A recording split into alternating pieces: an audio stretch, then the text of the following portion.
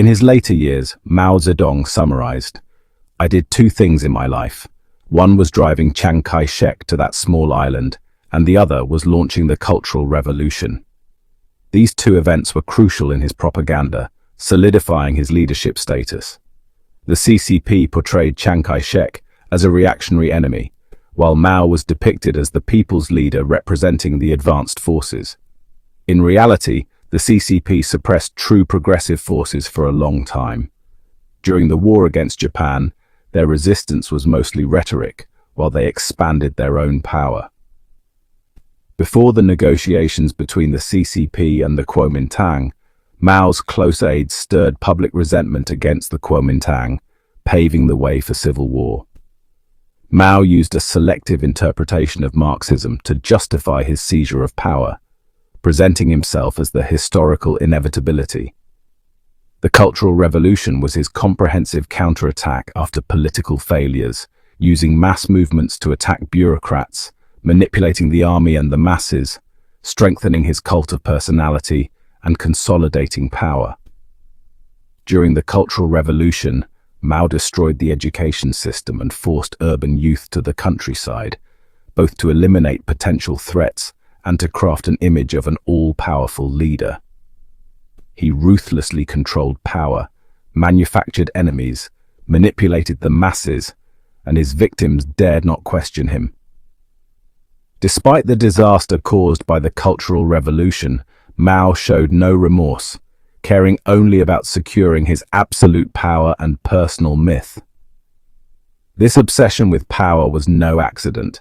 It was deeply rooted both in the harsh survival lessons Mao learned under his oppressive patriarchal father, and in the autocratic ruling strategies he absorbed from classical Chinese history and literature. Mao Zedong was a longtime reader of classical historical texts such as Ziji Tongjian, as well as vernacular novels like Dream of the Red Chamber, The Plum in the Golden Vase, and Water Margin. The central themes of these works revolve around the survival strategies, political intrigues, and imperial tactics of ancient autocratic societies, areas that constituted the core of Mao's lifelong focus. Reviewing Mao's life, a clear pattern emerges. His primary concern was how to acquire and maintain absolute power. Ideologically, Mao's thought was essentially a fusion of Soviet-style totalitarianism and traditional Chinese imperial ideas. Whether frequently comparing himself to emperors such as Qin Shi Huang, Liu Bang, or Zhu Yuanzhang, or attempting to rehabilitate Qin Shi Huang by overturning long-standing negative historical assessments, Mao consistently displayed admiration for autocracy and a fixation on personal cult.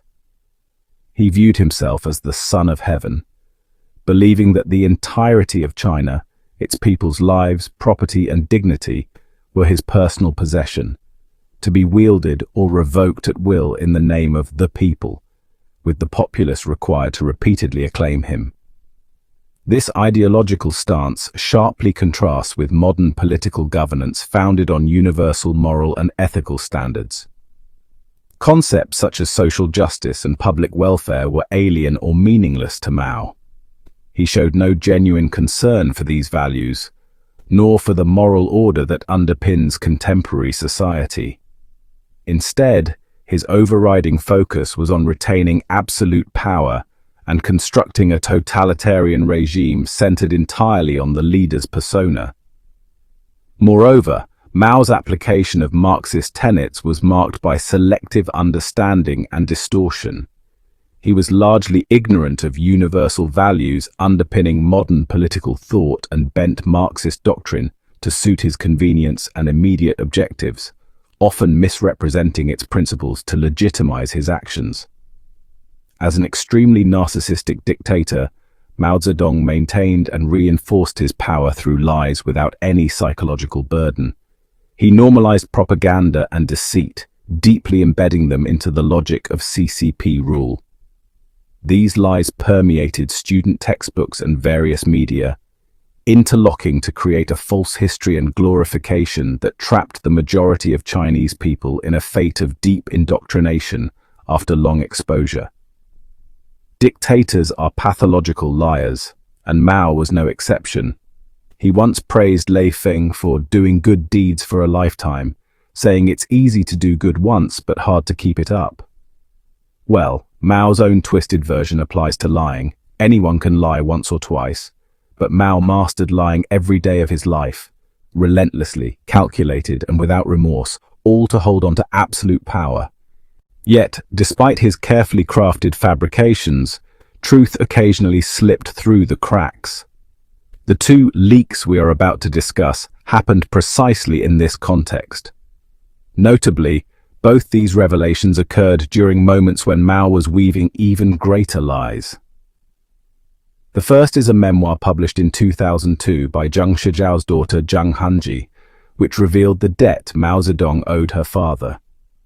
Mao first met Zhang Hanji in 1962, when China was emerging from the catastrophic Great Leap Forward. Widespread famine ravaged the nation, and Mao faced renewed challenges from party elders following the 1959 Lushan Conference. At the 7,000 Cadres Conference that year, Mao's frequent metaphor of one finger plus 9 fingers, that his achievements outweighed his faults, was publicly refuted by Liu Shaoqi, who emphasized that disasters are 3 parts natural and 7 parts man-made. Despite being forced into public criticism, Mao remained resentful, sensing a serious threat to his authority. Driven by his vengeful nature, he resolved to completely eliminate Liu Shaoqi. Between late 1962 and early 1963, Mao embarked on a series of strategic political moves akin to pre-offensive preparations. Beyond intensifying rhetoric on class struggle, he personally authorized the trial of Pan Hanian, who had been imprisoned for 7 years. Pan had acted as a liaison between the Chinese Communist Party and the Japanese army during wartime, reportedly under Zhou Enlai's direct command, a decision presumably approved by Mao himself. Given the high secrecy, knowledge of this was likely confined to Mao and Zhou alone. This episode reveals Mao's meticulous political maneuvering in anticipation of an imminent power offensive. It remains unclear whether Liu Shaoqi was aware of these maneuvers or if he could have used them against Mao. Mao's stringent defensive posture appears to be a projection of his own tactics. He excelled at exploiting historical issues to attack opponents and thus rigorously guarded against similar vulnerabilities. In December 1962, Mao Zedong held an unusually intimate birthday party, inviting 4 old acquaintances, including Zhang Shijiao, and encouraging them to bring 1 child each. This gathering led to Zhang Hanji's first meeting with Mao Zedong, who subsequently invited her to become his English teacher. The following year, during an English class, Mao suddenly brought up an unpaid debt. Mao suddenly asked, "Did Mr. Zhang ever tell you I still owe him some money?" He said seriously, "Perhaps Mr. Zhang forgot. I thought of it when I saw you and realized I should have repaid it long ago." Despite his long-standing relationship with Zhang Shijiao spanning over a decade after assuming power, Mao never before mentioned this debt. The question was clearly a test, probing whether the creditor still remembered the debt and if the matter might have been disclosed to others. Mao was evidently guarding against this old financial liability becoming a political liability. The claim that Mao truly forgot the 20,000 silver yuan debt until that English lesson is implausible. According to Mao's official chronologies, he met Zhang Shijiao almost annually post 1949, with intermittent correspondence. Why then wait so long to recall this debt? Clearly, it had never posed a significant issue before. Mao took this opportunity to revise the stated purpose of the funds, describing them as urgently needed for the party's founding preparations, revolutionary movements in Hunan, and to support some comrades' work-study programs in Europe. As the fundraiser, Zhang Shijiao was well aware that the money was originally intended to finance Hunan students' work-study trips to France. Mao's redefinition sought to preempt any contradictions in public accounts. Following this maneuver, Mao began a decade-long installment repayment. However, historian Qian Wenjun's extensive research suggests that the founding of the CCP and financing of the Hunan Autumn Harvest Uprising were fully funded by the Comintern, with no financial contribution from Mao. More significantly, Mao appears never to have subsidized the Hunan Students' France program and is suspected of outright embezzlement. The mysterious disappearance of Peng Huang, the sole witness to the transaction, further indicates the absence of oversight. These revelations owe much to Zhang Hunzi's memoirs, which are not isolated. During the Cultural Revolution, Ji Dengcui, once rapidly promoted by Mao, related an event from 1951 to his son Ji Pomin, who publicly disclosed it in a 2005 interview. Ji Dengcui, considered unsuited for politics by his son, nevertheless gained Mao's favor early on. Despite being 30 years Mao's junior, Ji recalled their first private conversation during a Mao inspection trip to Henan in the early 1950s. Mao sought to understand local conditions and summoned Ji, then party secretary of Xuchang, for a report. Ji later described the talk as heart-stirring. After Ji's briefing on Mao's special train, Mao suddenly asked, "Have you ever been struggled against?" Ji answered, "Yes." "How many times?" "Twice." "Were those struggles justified?" "No," Mao remarked. "A cadre who has never been struggled against cannot count." He then continued with a rapid-fire series of questions. "Have you struggled against others?" "Yes." "Have you made mistakes in struggling?" "Yes." "Have you killed anyone?" "Yes." "Have you mistakenly killed someone?" "Yes." Ji explained that during the Liberation War and early founding years, campaigns against bandits, landlords and counter-revolutionaries inevitably involved killings, some wrongful. Ji's straightforward answers evidently impressed Mao. Subsequently, Mao often summoned Ji during his visits to Henan, reportedly 13 times before the Cultural Revolution, affectionately calling Ji "my old friend." This exchange reveals much about Mao's mindset. First, he valued cadres who had endured and enacted political struggle, including violence and even killings. Mao not only demanded obedience, but expected the use of violence when deemed necessary. Second, a cadre's acceptance and internalization of violent methods was a criterion for political reliability and promotion. Third, Mao likely harbored subconscious knowledge of his own wrongful killings, such as Peng Huang, without remorse, rationalizing violence as indispensable for power maintenance. Finally, despite Mao's efforts to suppress these dark episodes, their imprint persisted deeply in his psyche.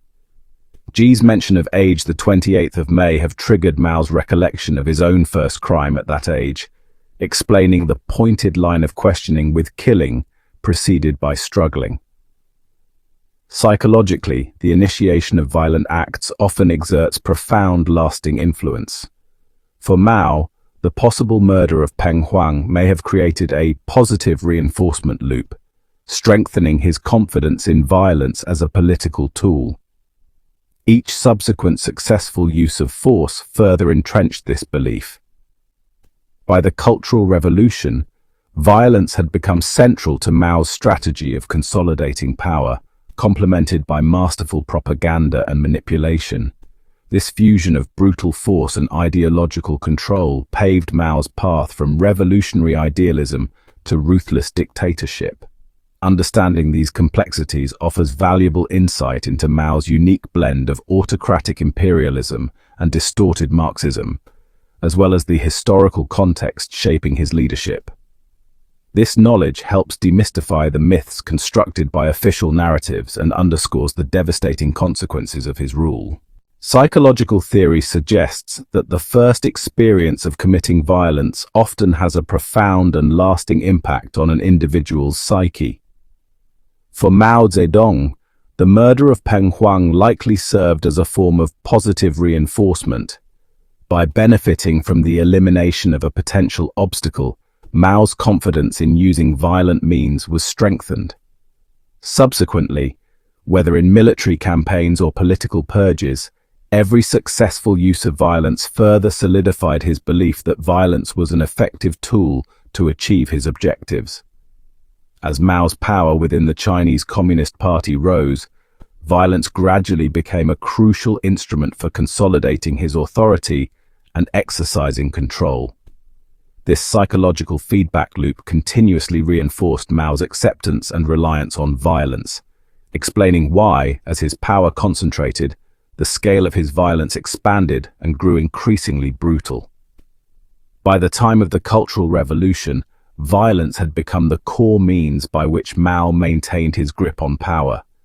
At the same time, his mastery over propaganda and public opinion reached unparalleled heights, enabling him to manipulate narratives effortlessly and carry out massive purges and persecutions of various groups at different stages of the Cultural Revolution. However, this seed of violence and manipulation was planted as early as 1921, when Mao first tasted bloodshed. Mao's rise vividly demonstrates how lies and violence intertwined and reinforced each other, progressively forging his path toward absolute power. He combined the ancient Chinese imperial art of political intrigue with the Soviet-style communist logic of struggle, wrapping it all in a mantle of nationalism and serving the people, using deception and violence to pave his way to the pinnacle of dictatorship. Insights from Mao Zedong's First Pot of Gold. This work reveals Mao's early experiences, showing how he evolved from a radical but uncertain idealistic revolutionary into a pragmatic power seeker who used violence, manipulation, and deceit. Mao's eventual emergence as a brutal dictator was a gradual, continuously reinforced process that began with a bloody murder. The importance of understanding historical truth. A deep understanding of Mao's true history is crucial for dismantling the long-standing lies the CCP has used to legitimize its leadership. The CCP has mythologized Mao as a great savior of the Chinese people, deceiving countless individuals with fabricated legends. Exposing these falsehoods enables us to see through the CCP's broader web of fabricated narratives and understand its true nature. For any totalitarian regime built on lies, truth is the most powerful weapon. Revealing the CCP's truth also helps us recognize similar patterns in other regimes, especially those that cloak themselves in slogans of national liberation or great ideals, while sacrificing ordinary lives. History repeatedly shows that once these regimes achieve their goals, they do not turn to greater good, but to greater evil. Like the CCP, no matter how grand their rhetoric, the ultimate legacy they leave is disaster.